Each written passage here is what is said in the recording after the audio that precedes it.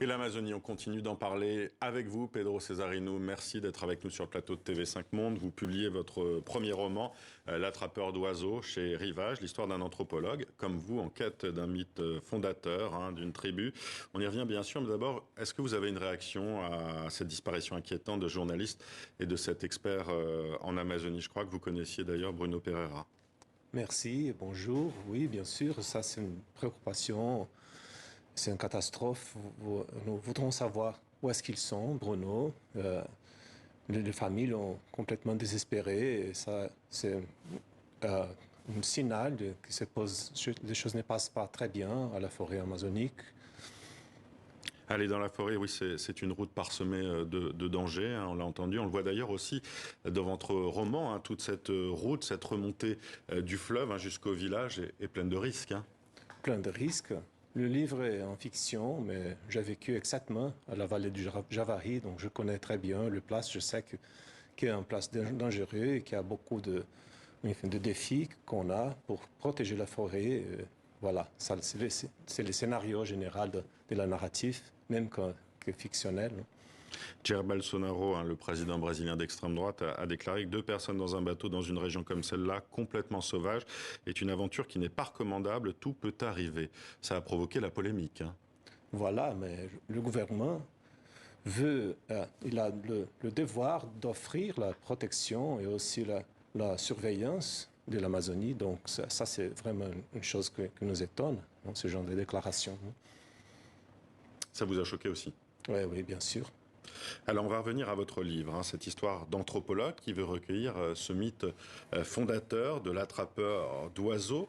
Est-ce que, vous l'avez dit, vous êtes anthropologue vous-même, c'est un peu aussi votre histoire. Est-ce que vous-même, vous avez été en recherche comme ça de recueillir ce type d'histoire? Ça c'était mon travail comme un anthropologue.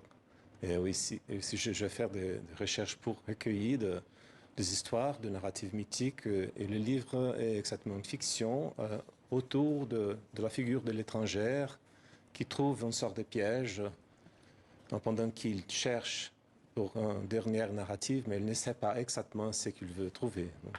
On a l'impression, et d'ailleurs la fin du livre, que je ne dévoilerai pas, le confirme, Bien sûr. que c'est surtout une quête de lui-même. C'est une recherche de soi, non?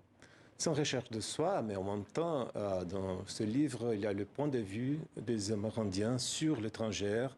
Donc, il ne sait pas exactement qu'est-ce qu'il va trouver dans ces quêtes, parce qu'il y a un piège. On ne peut pas parler sur la piège. Mais voilà. Votre récit, justement, n'a rien de naïf. C'est ça aussi qui est très intéressant. Les relations entre les membres de la tribu amazonienne et l'anthropologue sont décrites de manière lucide, sans sombrer dans les stéréotypes. Vous vouliez montrer cette réalité-là?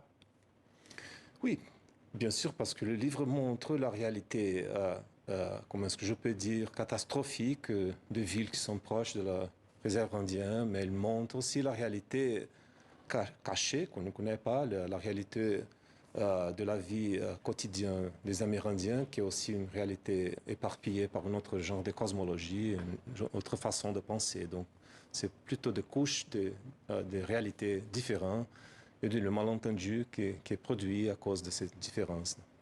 On découvre cette cosmogonie justement de cette tribu, et puis votre personnage justement d'anthropologue, il tombe aussi souvent dans des rêves qui lui apprennent des choses d'ailleurs.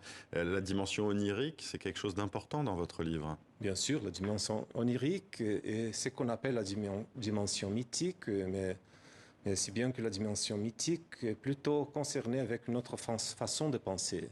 La notion de mythe est une notion occidentale, mais on doit penser qu'il y a bien sûr un autre genre de conception intellectuelle aussi sur l'étrangère, et voilà, ça c'est le sujet du livre. Votre écriture est très vivante, très crue aussi parfois, ce qui lui donne un rythme très agréable à lire. On ne s'attendait pas forcément à ce type d'écriture de la part d'un chercheur, et c'est un compliment que je vous fais. C'est vraiment très vivant. Oui, oui. Mais je crois qu'il y a aussi un dialogue avec la littérature de voyage occidentale. Bien sûr, on vient de voir le sujet au Congo, non? The Heart of Darkness de Conrad, mais Oui. le roman est plutôt une sorte de transformation critique de ce genre Oui. de narratif de voyage. Non? Alors, Juste une dernière question. Que vont devenir, selon vous, ces tribus en Amazonie quand on voit la politique, hein, notamment de démembration de la forêt accélérée par Jair Bolsonaro, notamment? Oui, on espère que ça change très vite parce que l'Amazonie est au centre du monde maintenant et ouais, c'est vraiment une catastrophe qui s'est faite là-bas et on est tous préoccupés. On est expert de réponse rapide sur ce qui se passe exactement, précisément maintenant avec les deux personnes qui ont été disparues. Merci Pedro Cesarino d'avoir été avec nous. Je rappelle donc que votre premier roman, L'attrapeur d'oiseaux, est publié chez Rivage. Merci d'avoir été avec nous. Merci beaucoup.